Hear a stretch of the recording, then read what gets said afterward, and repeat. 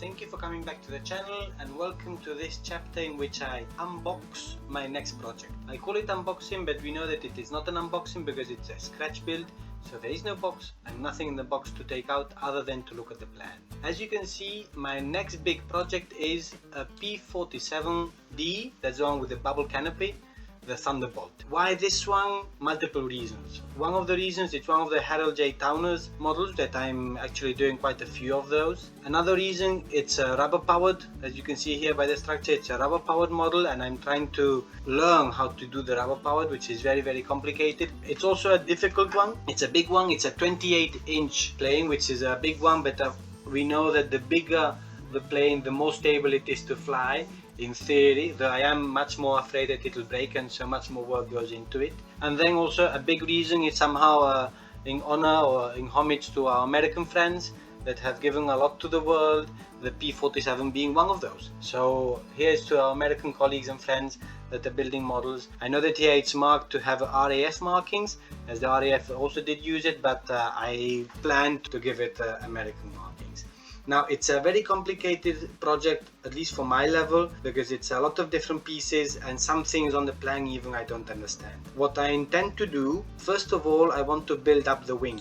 If I go in a bit more, if I zoom in, we can see here the shape of the leading edge. The leading edge is, I think it's a 1/4 inch thick spar, like a balsa spar. It's like 6 millimeters. I haven't done one of these anytime recently, so I want to try to investigate this and see how it's done. The winging itself has a forward spar and also a rear spar.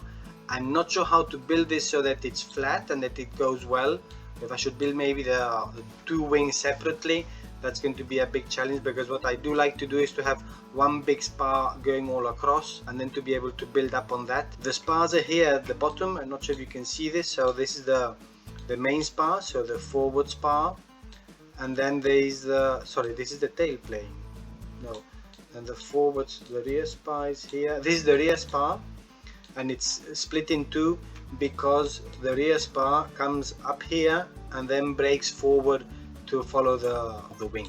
The spar would come actually from this area. This is where I would have to trace it from. So the winging itself is going to be a challenge. Then the model or the fuselage, it's built upside down according to the instructions.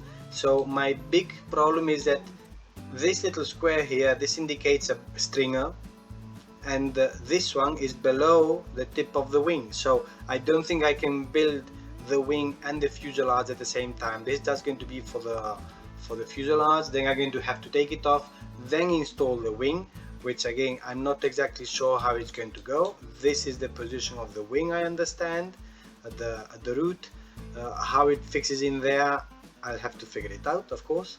So there are multiple projects that are going on here. So the wing will be one. The tail surfaces, I'll then get back to the fuselage. The tail surfaces I think are more straightforward. We have here the fin and the rudder, and it's hinged. Already by design it's hinged, which is interesting as it is just a rubber powered model. Thought that at some point it might be like to be adapted to radio control, but I don't think in the 1940s there was much of that.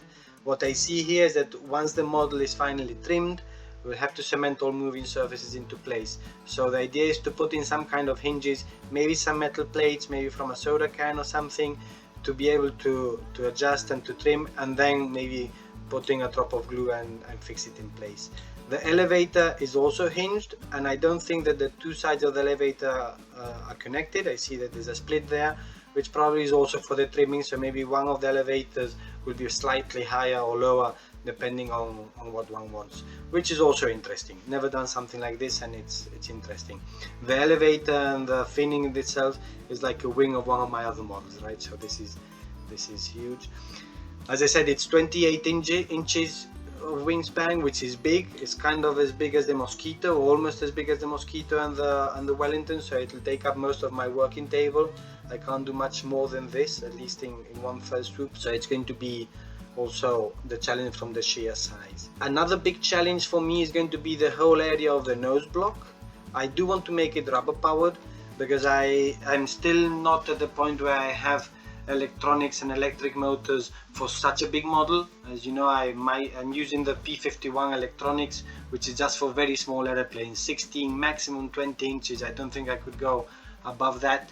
This one is significantly bigger and therefore heavier, so I'm going to try to make it rubber powered. At this point I still don't fully understand the design of the nose block, so I'm going to have to think about it and see how it's going to go. I see already here there's a hint at putting in some weight, some nose weight to balance it, so that's also going to be something that I'm sure is going to come in. So nose blocking itself, another big project that I'm not sure how to handle, but I will learn, of course. Another one is the propeller. This is a 4-bladed propeller, balsa wood propeller. So I struggled to make a 2-bladed propeller. I did make one 3-bladed propeller that did not go too well, but it somehow exists. So now I'm going to go with a 4-bladed propeller, which is I think it's a bit of a long shot.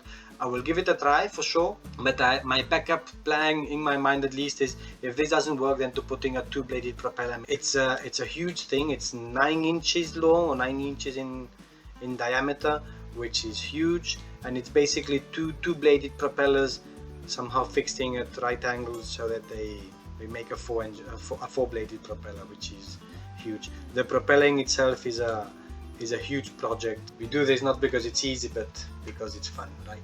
The fuselaging itself, again, it's going to be a big challenge to be built upside down according to the instructions. So using, here at the bottom we have the formers, so using the lower part of the fuselage to build it up onto the stringers, on the basic stringers, and then take it off, somehow fix in the wing, and then putting also all the stringers. The amount of stringers is for me mind-boggling. If I count them quickly, it's 1, 2, 3, 4, 5, 6, 7, 8, 9, at least 9 stringers on each side, which is huge, which yes, will make it hopefully look nice, but it also adds weight and hopefully also strength, because let's face it, rubber powered models, they, at least in my case, they don't land, they crash land at best. The bubble canopy, Towner did also a razorback.